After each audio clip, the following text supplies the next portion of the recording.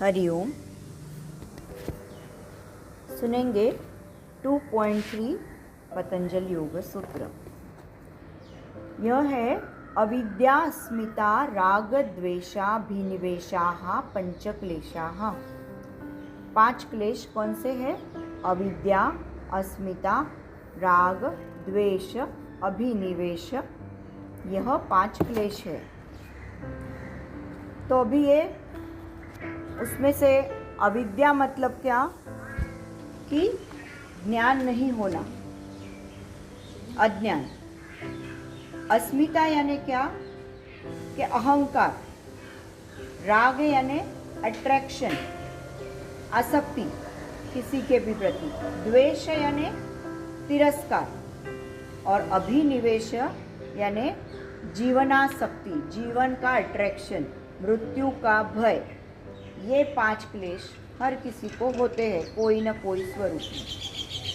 तो वो एक्सप्लेन करते हुए उन्होंने कहा है कि अविद्या यानी अज्ञान। तो भारतीय तत्वज्ञान के अनुसार विद्या 2 प्रकार की होती है, पराविद्या और अपराविद्या।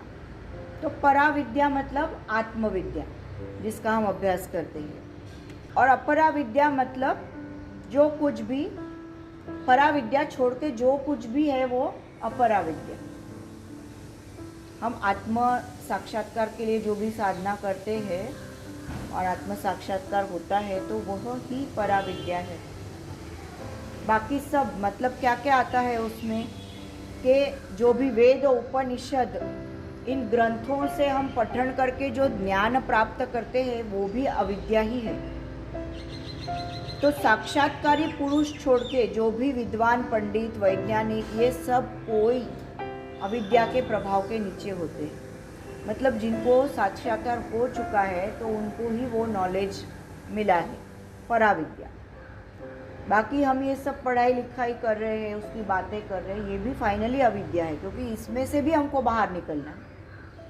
इसका हम वाचन करते हैं, पठन करते हैं, मनन करते हैं, क्योंकि हमको क्या करना है, सेल्फ हमारे अंदर जाके मेडिटेट करना है। तो वो मेडिटेट करके जो हमको ज्ञान प्राप्ति होती है वही फाइनल गोल है और वही फाइनल डेस्टिनेशन है। तो मानवीय दुख का मूलभूत कारण अविद्या है और सभी क्लेश की जननी है अविद्या। तो अविद्या में से अस्मिता यानी अपना खुद का बहुत अस्तित्व है, ऐसा अलग, ऐसा हमको कॉन्शियस निर्माण होता है कि मैं हूँ। तो हमारे इसमें एक यह केंद्र तैयार होता है और फिर इस मैं हूँ को अलग अलग गोष्ठी, अलग अलग चीज़ें अच्छी लगने लगती है, सुखकारक लगने लगती है। और इस सुखदायक वस्तुओं का आसक्ति मतलब राग, और इसके उल्टा कि मेरे अस्तित्व को जो भी धोखादायक या दुखदायक गोष्ठी का, यानी जो भी उसका जो चीज़ें हैं उनका तिरस्कार करना मतलब द्वेष। और इस राग द्वेष के मनुष्य का जो भी व्यक्तिमत्व है, व्यक्तित्व का जो भी है मोल्ड होता है, वैसा व्यक्तित्व बनता है।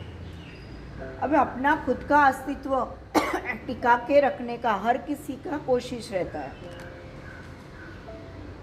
तो एकदम मतलब आसन्न मरण जीव भी जीने के लिए तड़पता रहता है। मतलब आसन्न मरण मतलब कौन? जो बेड के शैया पे है, एकदम अंतिम अवस्था में है, उसको भी जीने की इच्छा होती है। तो जीवन आसक्ति का परिणाम, इसके लिए जीवन का यानी सतत मृत्यु का हमको भय लगते रहता है। हमें लाइफ जीने के लिए अट्रैक्शन है, तो उसके लिए हमको वो मृत्यु का सतत, तो उसको अभिनिवेश क्लेश बोलता है। क्लेशों का प्रकोप हुआ तो मनुष्य पाप कर्म करने लगता है। मतलब ये जो 5 क्लेश है वो ज़्यादा बढ़ गए हमारे में, तभी वो लोग पाप करने हैं। तो स्व संरक्षण के लिए हिंसा करना या जिस चीज़ से हमारे जीव को धोखा है उसको नष्ट करने का हम प्रयत्न करते हैं। और राग बढ़ गया, यानी राग मतलब क्या? आसक्ति। तो वो बढ़ गया तो हम लोभी हो जाते हैं और हमें जो मिलाना है उसके लिए वो कुछ भी करने के लिए तैयार होता है। तो वो राग हुआ। और द्वेष यानी किसी के प्रति घृणा, तो वो हमको अमानुष कृत्य करने के लिए फोर्स करता है। और अहंकार की वजह से उसमें कॉम्पिटिटिव जो है स्पर्धात्मक प्रवृत्ति वो बढ़ती है अहंकार की वजह से। तो वो क्या हमेशा सर्वश्रेष्ठ सर्वशक्तिमान यह होने के सपने देखते रहता है। और इस वृत्ति से क्या होती है, ये सारी वृत्तियों से उसका चित्ताशय असंतुलित इम्बैलेंस होता है। और कोई जो ऐसा एकदम बेफाम हो जाता है, समुंदर सागर कैसा कभी बेफाम हो जाता है, तो वैसे वो हो जाता है बेफाम। उसके जीवन का एक लय है वो खो जाता है, जीवन का एक संगीत रहता है, एक बैलेंस में जो जीना रहता है वो कहीं खो जाता है और वो एकदम से इम्बैलेंस हो जाता है।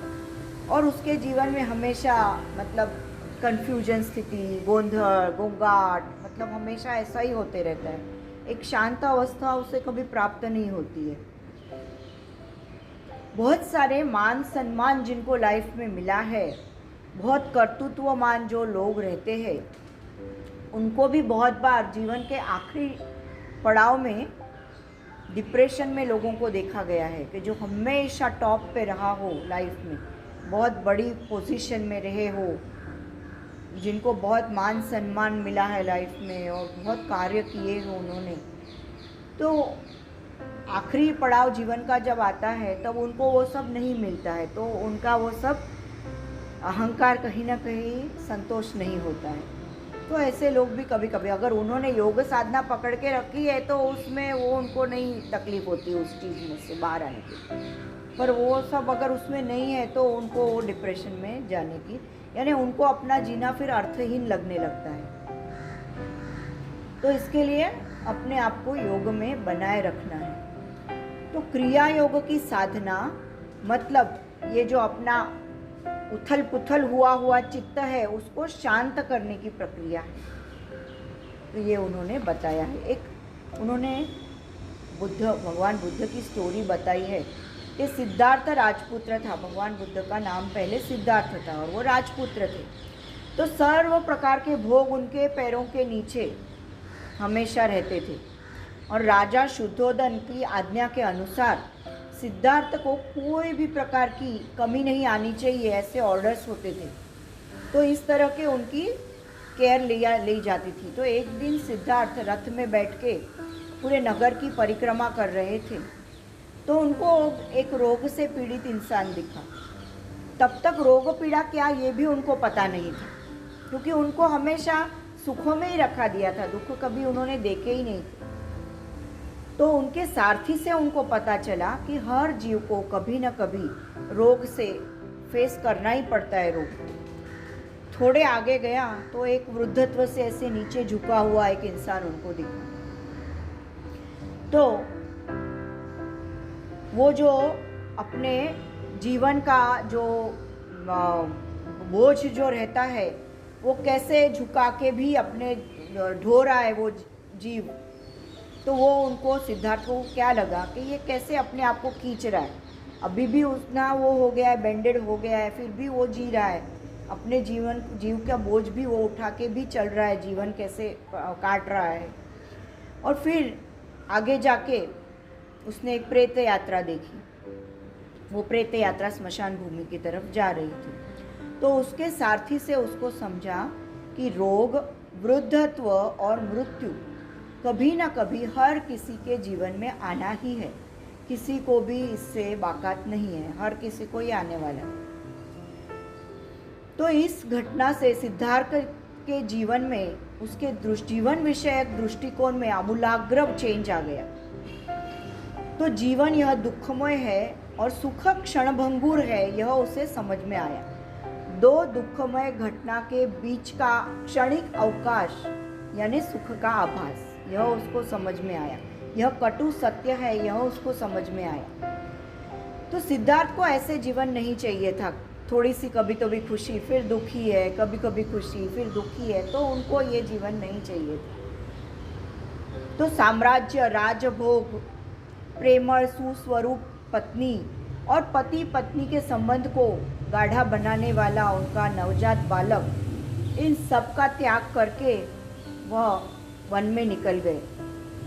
तो मानवीय दुख का कारण और उसके ऊपर का उपाय, इस पे सतत उनका चिंतन चल रहा था ध्यान में। अनेक वर्षों की तपस्या से उनको पता पड़ा जीवन का रहस्य, और वह जीवन मुक्त बुद्ध बन गए। आज हम उनको गौतम बुद्ध नाम से जानते हैं। तो बुद्ध ने 4 रहस्य जाने और उनको जाति प्राति, मानव जाति प्राति अपार करुणा होने के लिए उन्होंने वह 4 सत्य सबके सामने प्रस्तुत किए। 4 आर्य सत्यानि। पहला है जीवन दुखमय है, दुख। दूसरा है दुख समुदाय, मतलब यह दुखों का कारण है। तीसरा है दुख निरोध, दुख दूर करना पॉसिबल है। 4th है दुख निरोध मार्ग, दुख दूर करने के लिए निश्चित मार्ग है। तो यह 4 आर्य सत्य यानी बौद्ध तत्वज्ञान का बेस है। पतंजलि का अष्टांग योग और बौद्ध तत्वज्ञान, या इन दोनों में बहुत सिमिलरिटीज़ दिखती है। मैत्री, करुणा, मुदिता, उपेक्षा, यह जो हम मेडिटेशन भी इसका करते हैं, चित्त प्रसादन के साधन जो पतंजलि मुनि ने ये उपाय बताए हैं, ये बौद्ध तत्वज्ञान भी बताए हुए हैं। तो बुद्ध के जैसा पतंजलि मुनि ने भी जीवन दुखमय है और चित्त वृत्तियों के कारण दुख निर्माण होता है, ऐसा पतंजलि मुनि ने भी बताया है। पहले पार्ट में हमने देखा था वृत्तयः पंचतयः क्लिष्टा क्लिष्टाः, मतलब चित्त वृत्ति क्लिष्ट और अक्लिष्ट होती है, ऐसे उन्होंने बताया था।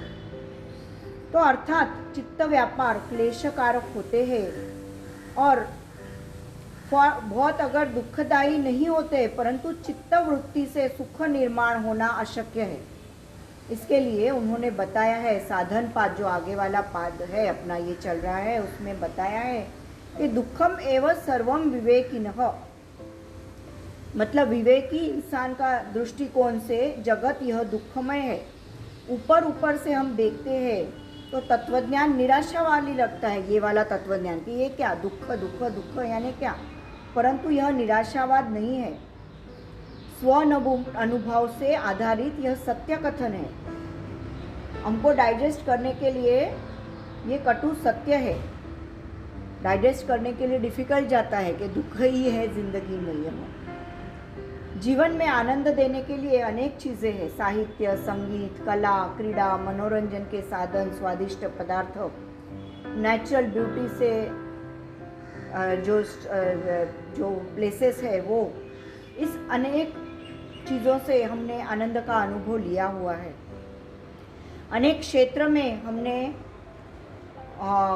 अच्छा मतलब यश प्राप्त किया है और हमारा बहुत जगह पे वो भी हुआ रहता है, क्या बोलते हैं, एप्रिसिएशन भी हुआ रहता है। तो वो सबका हमारे अंदर हृदय में आनंद उठता ही है कभी न कभी।